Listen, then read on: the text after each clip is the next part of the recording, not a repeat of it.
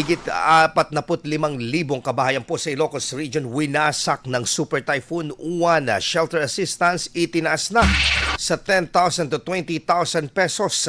Para sa detalye ng balitang yan, kasama natin Idol Jam Victorio. 104.7 IFM. Report!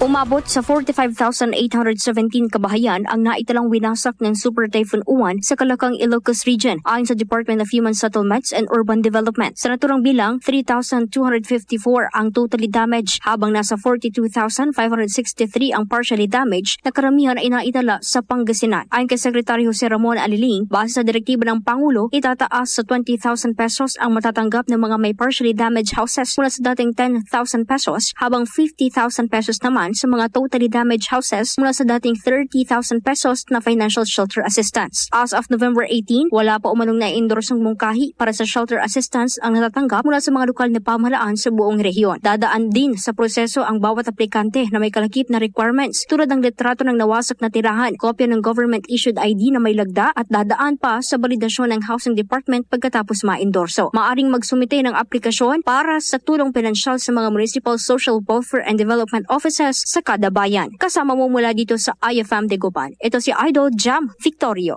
Tatak IFM. IFM News. IFM News. IFM News.